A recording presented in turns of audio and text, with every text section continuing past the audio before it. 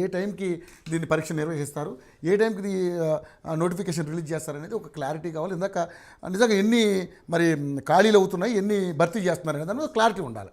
ఏది లేదు. చినగన దయాకర్ అన్న ఏమన్నాడంటే తెలుగు రాష్ట్రాలలో అసలు 32 సంవత్సరాలుగా జాబ్ క్యాలెండర్ సాధ్యం కాదన్నాడు. 2021-22లో సీఎం జగన్ అప్పుడున్న సీఎం జగన్ జాబ్ క్యాలెండర్ 2021-22 అని ఇచ్చి ఈ జాబ్లు ఎన్ని ఉన్నాయంటే 10,143 వేకెన్సీలు ఉన్నాయని ఇచ్చిండు. మరి తెలుగు రాష్ట్రమే ఇది, పక్క రాష్ట్రమే. సమాధానం ఏంది? సమాధానం చెప్పాలి కదా. తెలుగు రాష్ట్రాలలో 32 సంవత్సరాల తర్వాత ఈ విధంగా ఇచ్చింది అయితే మీరే. వైట్ పేపర్ ఇచ్చి క్యాలెండర్ డేట్లు ఇచ్చింది మీరే. పక్కపొంటి రాష్ట్రాలను చూసి నేర్చుకోవాలి. ప్రవీణ్ గారు చెప్పండి. ఈరోజు ముఖ్యంగా గత ప్రభుత్వంలో నిరుద్యోగులందరినీ మోసం చేస్తున్నారని చెప్పి రోడ్డు మీదకి వచ్చి ధర్నాలు చేస్తుంటే ఈ కాంగ్రెస్ నాయకులందరూ వచ్చి మార్పు రావాలి, కాంగ్రెస్ రావాలి అని చెప్పి ఒక నిదానం తీసుకొచ్చారు. మార్పు రావాలి, కాంగ్రెస్ రావాలని చెప్పి. ఈరోజు తెలంగాణలో జరుగుతున్న కొత్త ట్రెండ్ ఏం తెలుసా? మార్పు రావాలి, కాంగ్రెస్ పోవాలి అనేది. ఇది 100%. ఎందుకంటే జాబ్ క్యాలెండర్ రిలీజ్ చేస్తావా అని చెప్తే నువ్వు లోకల్ బాడీ ఎలక్షన్కు క్యాలెండర్ రిలీజ్ చేసుకున్నావు. ఈరోజు నువ్వు జాబ్ క్యాలెండర్లో అంటే లెక్కలు లేవా ప్రభుత్వం దగ్గర? ఏ శాఖలు ఎన్ని ఖాళీలు ఉన్నాయి లెక్కలేవా?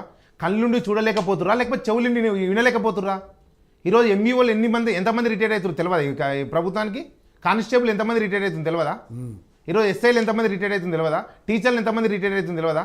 ఈ ప్రభుత్వానికి కనీసం లెక్కలు లేవా ఈ ప్రభుత్వం దగ్గర? ఈయన ప్రభుత్వం నడుపుతుండా లేకపోతే బర్రెల కొట్టం నడుపుతుండా? ఈరోజు రేవంత్ రెడ్డికి కనీసం ఇంటెలిజెన్స్ రిపోర్ట్ ఇస్తలేదా? ఈరోజు ఇలా శాఖల్లో ఎన్ని ఖాళీలు ఉన్నాయో తెలియట్లేదా? ఈయన చాలా స్పష్టంగా చెప్పిండు, మేము ఇన్ని శాఖలతోటి ఇన్ని ఉద్యోగాలతోటి 2 లక్షల ఉద్యోగాలతో జాబ్ క్యాలెండర్ ఇస్తా అని చెప్పిండు. తొలి రోజు అసెంబ్లీ స్టార్ట్ అవుతున్నప్పుడు కూడా ఈ అసెంబ్లీ సెషన్లో జాబ్ క్యాలెండర్ రిలీజ్ చేస్తా అని చెప్పిండు. ఈరోజు ఎక్కడ పోయింది? ఈరోజు తెల్ల పేపర్కి పరిమితమైంది. ఈరోజు ఎందుకోసం ఈరోజు తెల్ల పేపర్తో పరిమితం చేసిండు? ఈరోజు జీవో నెంబర్ 46 బాధితులందరూ నిన్న సెక్రటరియట్కు వెళ్ళి మా బాధ చెప్పుకుంటామంటే వాళ్ళని ఘోరంగా బర్రెలను కొట్టిన హీనంగా ఈరోజు దారుణంగా కొట్టింది ఈరోజు ఈ కాంగ్రెస్ ప్రభుత్వం. ఈరోజు జీవో నెంబర్ 46 బాధితులు ఏదైనా బాధలు ఉంటే ఇదే ముఖ్యమంత్రి మొన్న సభలో చెప్తాడు, మీకేమైనా బాధలు ఉంటే వెళ్ళి మంత్రులను కలవండి అని చెప్తాడు. కోమటిరెడ్డి వెంకటరెడ్డి జీవో నెంబర్ 46 బాధితులు, ఇది ఒక చాలా స్పష్టంగా వినండి. జీవో నెంబర్ 46 బాధితులు కోమటిరెడ్డి వెంకటరెడ్డి దగ్గరికి నల్గొండ జిల్లాలో వెళ్ళి జీవో నెంబర్ 46 బాధితులమన్నా మాకు చాలా ఇబ్బంది ఉన్నాయి మేము, ఎందుకంటే ఈ ఉమ్మడి నల్గొండ, ఉమ్మడి మహబూబ్ నగర్, ఉమ్మడి ఖమ్మము, వరంగల్ సంబంధించిన బాధితులము ఈ జీవో నెంబర్ 46 వల్ల నష్టపోతున్నాము, మీరు మిమ్మల్ని కాపాడాలి, మీరే మాకు అండగా అంటే అవన్నీ ఏం నడవా, పోయి సీఎం రేవంత్ రెడ్డి చెప్పుకోండి అని అంటాడు. అంటే ఈరోజు ఎవరి మాట నమ్మాలి? ఈరోజు రేవంత్ రెడ్డి ఏమో మంత్రులను కలవమంటాడు, ఈయన మంత్రి కాదా కోమటిరెడ్డి వెంకటరెడ్డి? పొన్నం ప్రభాకర్ని కలిసిరు, జీవో నెంబర్ 46 బాధ్యులు అందరూ అయితే అసలు నాకు జీవో నెంబర్ 46 అంటేనే తెలియదు అంటాడు ఆయన. అంటే చదువురాని వ్యక్తిని తీసుకొచ్చి ఈరోజు నువ్వు మంత్రిని చేసి హైదరాబాద్ లాంటి ప్రాంతానికి ఇన్ఛార్జిని చేసినావు. ఈరోజు దేనికోసం ఇదంతా? ఈరోజు పొన్నం ప్రభాకర్ స్పష్టంగా చెప్పిండు జీవో నెంబర్ 46 బాధ్యులతోటి. ఈరోజు జాబ్ క్యాలెండర్ ఇప్పుడు ముఖ్యంగా గత ప్రభుత్వం కూడా చాలా మోసం చేసింది. గత ప్రభుత్వం కూడా వయోపరిమితి పెంచింది, 57 ఏళ్ల నుంచి 61 ఏళ్ళకి పెంచింది. ఇది చాలా ఇంపార్టెంట్ పాయింట్. ఈ రోజు గతంలో ఉన్న ప్రతిపక్ష నేత హోదాగా ఉన్న రేవంత్ రెడ్డి ఈ అంశాన్ని ఎవరు అడగట్లేదు. ఇది చాలా తీవ్రమైన అంశం. ఈ రోజు ఈ 4 ఏళ్ళు ఎవరైతే 3 ఏళ్ళు 4 ఏళ్ళు పెంచుతున్నారో వీళ్ళందరూ చాలా నష్టం జరుగుతుందని చెప్పిండు. ఈరోజు నువ్వే ముఖ్యమంత్రివి కదా, ఈరోజు మార్చొచ్చు కదా, రిటైర్మెంట్ వయసును 57 ఏళ్ళకి పెంచవచ్చు కదా. మేము ఉస్మాన్ యూనివర్సిటీలో మెట్ల కాడ అక్కడిక్కడ చదువుకుంటూ ఉంటే అక్కడ ఉన్న ప్రొఫెసర్లు వచ్చి చెప్తుంటారు, అరే మేము చాలా అనుభవించినాము, 57 ఏళ్ళు 55 ఏళ్ళు మేము బాగానే చేసినాము, మీ భవిష్యత్తు అన్యాయం అవుతుందిరా భయ్, మాకు 57 ఏళ్ళు చేసినా ఓకే అని చెప్తున్నారు. ఈరోజు రివర్స్ తీసుకురావచ్చు కదా జీవోను. ఈరోజు కేసీఆర్ ఆయన యొక్క ప్రోబల్యం కోసం ఎక్కడ ఆదాయం పోతుందో అని చెప్పి ఇదన్నీ కొంతమంది ఆయన చుట్టూ ఉన్న వ్యక్తులు చెప్పడంతో 57 ఏళ్ళ నుంచి 61 ఏళ్ళకు మేము పొందుపరిచిండు. ఈరోజు ఇంత నష్టం జరుగుతుంది తెలుసా? ఈరోజు ఒకరొకరికి లక్షల రూపాయల జీతాలు ఉన్నాయి. గవర్నమెంట్ టీచర్లు కావచ్చు, గ్రూప్ 1 ఆఫీసర్లు కావచ్చు, గ్రూప్ 2 ఆఫీసర్లు కావచ్చు. కొత్త వారికి అవకాశం ఇస్తే 25,000 జీతం ఇయ్యి, నలుగురికి ఇస్తాం కదా ఒకరి జీతము. ఎంతోమంది భవిష్యత్తు బాగుపడతారు కదా, వాళ్ళు పింఛన్లతో ఉంటారు కదా.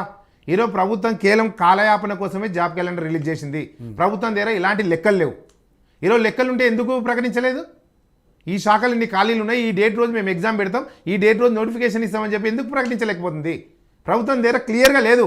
ఈరోజు మాట వరుసకు ఏదో రాములు గారు కావచ్చు, చిలగన దయాకర్ గారు కావచ్చు, తప్పించుకునే ధోరణిలో ఏదో ఇక్కడికి వెళ్ళి అక్కడికి వెళ్ళి తప్పించుకునే ధోరణిలో ఈరోజు ఎక్కడైతే గ్రామ పంచాయతీ ఎలక్షన్లో మనకు ఎక్కడ తిరగబడతారో, నిరుద్యోగులు ఎక్కడ మన ఎంట పడతారో, పొలిమేర దాటి కొడతారో అని చెప్పి భయపడంతో ఈరోజు రేవంత్ రెడ్డి కేవలం వాళ్ళ భయంతో ఈ యొక్క ప్రతిపక్షాలు నొల్లి చేస్తున్నాయి. అదేవిధంగా బీజేవైఎం కావచ్చు, ఏబీపీ కావచ్చు, అందరూ కూడా రోడ్డు మీదకి ఎక్కి ధర్నాలు చేస్తున్నారని చెప్పి ఈరోజు జాబ్ క్యాలెండర్ రిలీజ్ చేసిర్రు.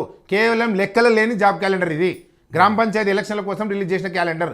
గత ప్రభుత్వంలో కూడా జాబ్ క్యాలెండర్ గురించి నిన్న కేటీఆర్ హరీష్ రావు ధర్నా చేస్తూ ఇందిరా పార్క్ చౌరస్తా మన గన్ పార్క్ దగ్గర ధర్నా చేస్తూ ఈరోజు జాబ్ క్యాలెండర్ రిలీజ్ చేస్తలే అంటున్నాడు. నువ్వేం చేసినావు 10 ఏళ్ళ అధికారంలో ఉండి? ఒక్క రోజున జాబ్ క్యాలెండర్ రిలీజ్ చేసిరా? మేము ఏ రోజు కూడా తెలంగాణలో అధికారంలో లేము, తెలంగాణలో అధికారంలో లేదు.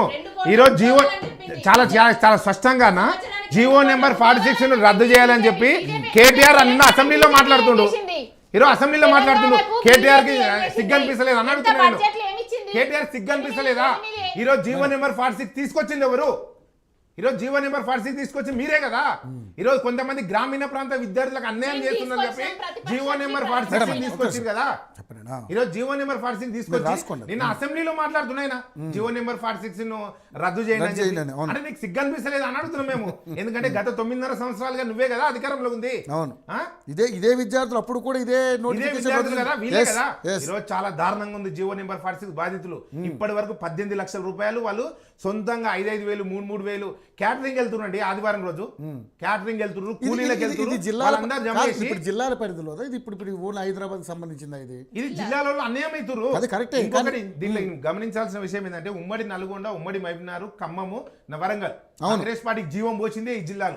46 మంది ఎమ్మెల్యేలు ఇచ్చింది కాంగ్రెస్ పార్టీకి. ఈ 46 మంది ఎమ్మెల్యేలు ఏం చేస్తున్నారు? నువ్వు ఎమ్మెల్సీ ఎలక్షన్ లో తీర్మాన్ మల్లని గెలిపించాలని దీని జీవో నెంబర్ 46 రద్దు చేస్తా అని చెప్పినావు కదా. ఎటువంటి తీర్మాన్ మల్లన మరి?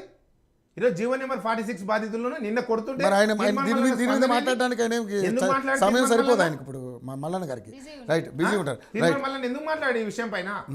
ఈ రోజు ఇంతమంది ఎమ్మెల్యేలు గెలిపిస్తే ఆ జిల్లాలో విద్యార్థులందరూ కూడా నష్టపోతున్నారు. వెంటనే జీవో నెంబర్ 46 రద్దు చేయాలి.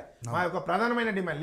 లేని ఏడల మీ ఓటీవీ వేదిక అని చెప్తున్నాం, రాష్ట్ర వ్యాప్తంగా జీవో నెంబర్ 46 బాధ్యులు అందరికీ అండగా నిలబడి ఉద్యమాన్ని ఉధృతం చేస్తాం. ఇంకా ఈ ప్రభుత్వాన్ని బయటికి రానియకుండా చేస్తాం. రైట్ రైట్ రాములు గారు, నిజంగానే ఇప్పుడు బ్రదర్ అన్నట్టుగా మీరు స్థానిక సంస్థల ఎన్నికలను దృష్టిలో పెట్టుకుని మీకు ఈ జాబ్ క్యాలెండర్ని అర్రిబర్రిగా రిలీజ్ చేశారా? ఎందుకంటే గతంలో డిఎస్సి విషయంలో కావచ్చు, గ్రూప్ 1, గ్రూప్ 2, గ్రూప్ 3 ఈ గ్రూప్స్ విషయంలో కావచ్చు మీ మీద బాగా స్టూడెంట్స్ నుంచి వ్యతిరేకత వచ్చిందన్నమాట మాత్రం వాస్తవం. ఎందుకంటే డిఎస్సిని వాయిదా వేయలేదు, గ్రూప్ 2 ఏదైతే గ్రూప్స్కి సంబంధించి మీరు పోస్టులు పెంచలేదు, దాన్ని వాయిదా మాత్రం వేశారు. సో విద్యార్థులు ఎంత హ్యాసిటేషన్ చేసినా కూడా దీని మీద అప్పుడు విద్యార్థులు కూడా మీ మీద ఒక రకమైనటువంటి తిరుగుబావుట ఎగరేశారు. స్థానిక సంస్థల ఎన్నికల్లో మీరు ఎలా పోటీకి నిలబడతారో మేము చూస్తామనేది ఒక వాదన అయితే వచ్చింది. సో దీన్ని ఏ విధంగా చూస్తారు? జీవో నెంబర్ 46 కావచ్చు, అదేవిధంగా జాబ్ క్యాలెండర్ విషయంలో కావచ్చు, ఏంటి మీ ప్రభుత్వ స్టాండ్ ఏంటి అసలు? ఇప్పుడు సోదరులు ఎన్నికల వాతావరణాన్ని వాళ్ళే సృష్టిస్తున్నారు. డెఫినెట్లీ అలాంటిది ఏం లేదు. అయితే ఎందుకంటే ఇదంతా స్టూడెంట్స్ అప్పుడన్నా మాట స్థానిక సంస్థల ఎన్నికల్లో పోటీ చేస్తారు, మేము అడుగడుగున అడ్డుపడతామని చెప్పేసి వాళ్ళే మాట్లాడారు. మొన్న అన్నోళ్ళు ఇప్పుడు సలగాలి చల్లబరిచే కార్యక్రమమా ఇది? విద్యార్థి అన్న తర్వాత నిరుద్యోగం తర్వాత ఆవేదనతో ఉంటారు. ఆవేదనతో ఉన్న వానికి చెప్పాల్సిన బాధ్యత ఉంటుంది. ఈరోజు జోన్ల వారీగా డిసైడ్ కాలేదు. మళ్ళీ చెప్తున్నా, యూట్యూబ్ ద్వారా చెప్తున్నా, చెప్పండి. జోన్ల వారీగా డిసైడ్ కాలేదు. ఇంకోటి బీసీ జనగణన కాలేదు. టెక్నికల్గా చెప్తున్నాను, రాజకీయం పక్కెట్టండి. ఒక జనగణన బీసీది కాలేదు. తర్వాత ఎస్సీ ఎస్టీలకు సంబంధించినటువంటి ఇప్పుడు రిజర్వేషన్లు కూడా వర్తింప చేయాలి, అవి కాలేదు. తర్వాత జోన్లు 6th జోన్ నుంచి 7th జోన్ జోన్లు చాలా కన్ఫ్యూజన్లు ఉన్నాయి. ఆ జోన్లు కాలేదు. ఇవన్నీ కూడా టీజీఎస్టీసీ వాళ్ళు ప్రక్షాళన